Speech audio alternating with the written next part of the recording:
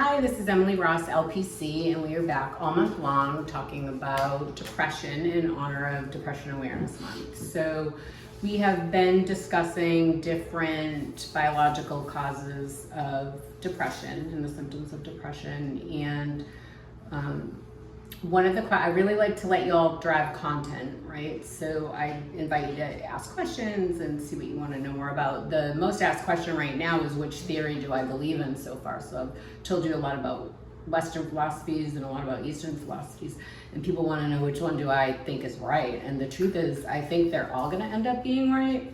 And I know that sounds like a weird answer, but I think especially in Western culture, we know what the body does, the different systems of the body do. So there's like the circulatory system and the limbic system, and we know what they do separately, but we really don't have a great understanding yet of how they're interconnected. And so what I think we're going to find over time is not that any of these one theories was incorrect, but what was missing was how they each interact with one another. And I think that that's why theories could be replicated no matter which the research is trying to support. It could be replicated for some people, and in some people it might be more this, and so they respond better, and some people it might be more that, and so they respond better. But I think over time we'll find that they've all been interconnected this whole time.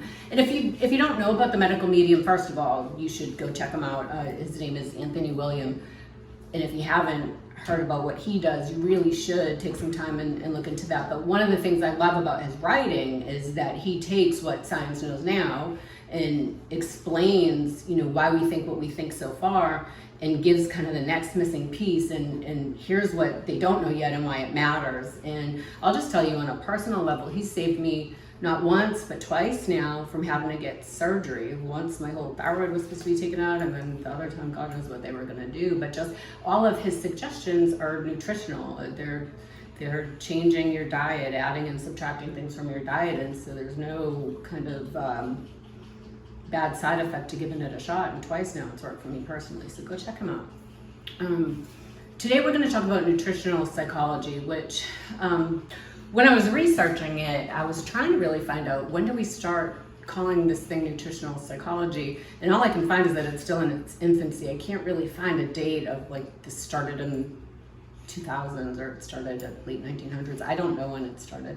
I know when you Google it, you get a bunch of how to get certified or get this degree, and not so much about how it developed over time. So I'll talk a little bit about that, and I'm going to talk Western and Eastern because we're just so different in the way we approach health and wellness, whether it's mental health or physical health or spiritual health. We just do it differently. So in the Western side of things, in our society, we have sort of three different ideas about how nutrition matters and what to do about it. So when I went to go research this, and I'm going to give you some links so that you can see the articles yourself, and if there's one or another that you're more interested in, you can go deeper with it. But they seem to come up in three different big categories. So the first one was serotonin, which isn't a big surprise because serotonin is what we, I think, know most about in terms of low mood, right? We know that high serotonin is better and low serotonin is problematic. So what we've learned recently is that 95% of serotonin is made in our gastrointestinal tract. So the flora that's in there, the positive and the negative, or the good and bad, we call them bacteria that are in there, are essential in providing the building blocks or the right environment for serotonin to be made to then help with our mood. And so in traditional Western style, and I think I've mentioned this before, we go in and we try to fix things. We add supplements, probiotics, this, that, to try to manipulate the chemistry in our intestinal tract, where really our body is miraculously made, and if we left it alone and just fueled it with the things that it actually needs, healthy foods, then it would do this on its own, but we just layer medicines on it. So serotonin is made in your gut. I know you've heard this here recently. Studies find that 25 to 30% of depression, there's a decrease by 25 to 30% of depression in people who follow either Mediterranean or traditional Japanese diet. And it's not going to be any big shock about what the differences is. Less red meat, more fish, more fruits and vegetables. Really what we eat in the United States for sure. The second school of thought is inflammation in the body. Again, I feel like that's gotten really popular here lately. We're learning more and more that when parts of our body are inflamed, they don't perform the way that they're intended to. And so in this regard, fast food seemed to be the theme that came up in the research. People who ate fast food regularly were increasing their risk by 40% for symptoms of depression. So the thinking behind it is that inflammation in your body disrupts hormones. It dysregulates your hormones, which then trickle down into all sorts of different systems that are impacted by your hormones, which ends up being everything because everything's interconnected. So that's the second school of thought. The third school of thought is nutritional deficiencies. So it's saying we're not getting the right building blocks we need in terms of nutrition. So again, there's going to be no shocks here. It's omega-3, vitamin D, protein, selenium, which is a mineral, folate, B12, and iodine. So in these studies, people who had depleted levels or considered deficient in any one of those ended up having more symptoms of depression than in people who did not show deficiencies in that. So again, I don't feel like there's any surprises there. The research consistently points to staying away from processed foods, sugars, and leaning towards healthy whole foods. And I think we find as a society that difficult to do when there's so many fast food options and we're so busy all the time, and we have that, you have to be busy and productive and that grind and work hard kind of mentality that makes grabbing a soda easier than, I don't know, grabbing water, which doesn't make sense and both is easy. But staying away from processed foods and going towards healthy whole foods will provide the building blocks. And it doesn't matter if you believe it's the serotonin, the inflammation, or deficiencies in nutrition. Eating healthier provides your body with the building blocks it needs to do the things you're asking it to do. And we really ask our bodies to do a lot in any given day. Our cells are reproducing and regenerating, we're walking, talking, we're using our minds, we're taxing all these systems, and if we rob them of the nutrients and the positive or healthy calories that they need to do that, we will go into dysfunction. It just makes sense. None of this seems kind of absurd or out of the ordinary, but making those changes can sometimes seem daunting. So I'm going to talk about Eastern modes of thinking, and when I say Eastern, I think I most often mean traditional Chinese medicine. I have really been enthralled with that practice for a long time. It started in my 20s. I had cancer really young and was told I could never have children of my own, and really had always wanted to be a mom, so I really became obsessed with finding a way to beat the odds that the doctors were telling me about. And so I sought out an acupuncturist up in Massachusetts, and he was just phenomenal. There was a pretty good language barrier, but he would try to help me understand the methods he was using and what was going on. And I really just found it fascinating. And I have 3 biological children, so he's amazing, right? Because it worked. So I've mentioned before that in traditional Chinese medicine, depression is thought to be a vital energy deficiency, specifically in the liver qi. So the causes of the dysfunction are thought to be multi-physiological systems gone awry. So see, they're already ahead of us in terms of, they know it's a bunch of different systems that are being impacted. And I'll tell you a little bit about the different systems. Dysregulated blood circulation, inflammation, dampness, and heat. I'll give you a personal example with me. When I was struggling with a low mood myself, I would rev a little bit angry, and when I went in, this acupuncturist, this amazing acupuncturist, would tell me that my spleen had too much heat. And I didn't do much about that, and over time my liver also started to take on heat, which is a yang energy. And so he would give me nutritional advice. Don't eat raw vegetables. I love raw vegetables, and I always have. And he would say just add a little heat to them before you eat them, because it will help offset the heat in my liver and my spleen. So, and it worked. I'm not angry anymore. That didn't quite work then, but I'm good now. Treatment for depression in traditional Chinese medicine is also multifaceted. So they'll relieve the stagnant energy in I'm doing this like my liver's over there. I don't know where my liver is, I'm a therapist.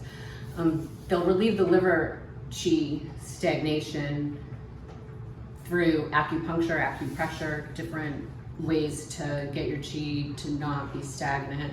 They also give food advice, like I just mentioned, heating up the food so that you're not in excess of yang energy, the cupping, and they also do herbs. I'm gonna include this really neat study that honestly is way over my head about traditional Chinese medicine, and it talks about how practitioners put together an herbal supplement specific to the person that they're seeing. And so because of that, it's difficult for them to research what exactly is happening, because they can't tell if it's the combination or the different herbs doing different things separately, right? So they're trying to validate scientifically what they do, and they just realize like it's just so complicated because it's specific to the person, but shouldn't it be? So if all of these theories that I've been describing are correct, right? Like it is the serotonin, it is the inflammation, it is deficiencies in vitamins, my liver is holding heat, my lungs are taxed out from stuffed sadness, shouldn't I have a convoluted treatment to address all those different specific symptoms? And won't mine look different than somebody else who comes in with grief over maybe the loss of a loved one, or somebody who comes in with a depression related to bipolar disorder? So to me, it makes sense that it would be a very specific treatment based on how much inflammation, how much dampness, how much heat, how poorly my blood is circulating, how stagnant is that liver qi. So to me, that way makes sense, but it is difficult to replicate scientific studies about that, because what we want is your depression is like your depression is like your depression, and here's the cause and here's the fix. And I think that the truth is, at least my truth is, that humans are so convoluted and we come with such different biological makeups, wellness practices, spirituality and connectedness to a source, and life experiences, that it just makes sense to customize a treatment based on that. So I think it's probably clear by now that I really do lean towards a more traditional Chinese medicine, Eastern philosophy about how we can encourage healing and wellness in humans. So the key takeaways today are, I guess continued confusion about like one thing that causes depression, and more of a let's lean into the idea that multiple systems have been affected maladaptively, and that while there are a lot of different components and moving parts that could seem overwhelming, it really could be an opportunity for us to start making small shifts in any one of those areas. So if you're most comfortable changing how you eat, then start there. If you're most comfortable finding blocked emotions, start there. If you're most comfortable connecting to source, or increasing your spirituality or your relationship with God, then start there. If you're most comfortable talking to a therapist, start there. There's no wrong place to start, and probably all of them are going to help you move towards more wellness in your life. So none of them would be a waste of time or not worth your energy or effort. Each one of them are going to help you heal on some different level.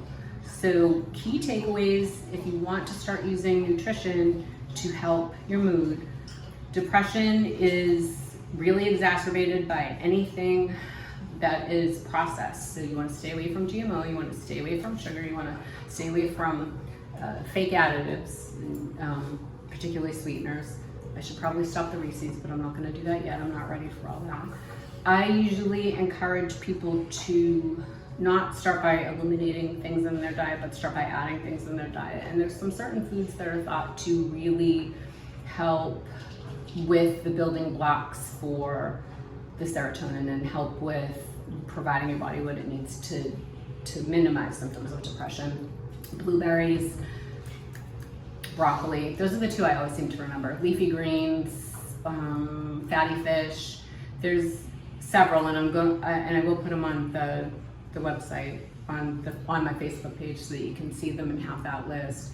But again, it's not anything that's going to be new or different from what you've been hearing from years. Healthy whole foods versus processed foods. So I look forward to hearing your questions, and thank you for tuning in. I hope that you are finding this stuff helpful, this information helpful, and that it's offered you an opportunity to open up conversations about depression for Depression Awareness Month. And I hope that you will join conversations either here or on my Facebook page. Again, it's Emily Ross LPC everywhere. So you can find me that way on Facebook or Instagram. And I will provide workbook type exercises based on what we've learned today and in preparation for what we're going to talk about tomorrow. So you can have those when you go to those other sites too. Thank you so much for tuning in, and don't forget, I know I didn't ask about it today, but don't forget 30 minutes coping ahead. And if you don't know why I'm saying that, circle back to the video on coping and learn about why you're supposed to be coping ahead, because we're about to get harder and more difficult with some of these diving into our feelings. So thanks again for tuning in, and I'll see you soon.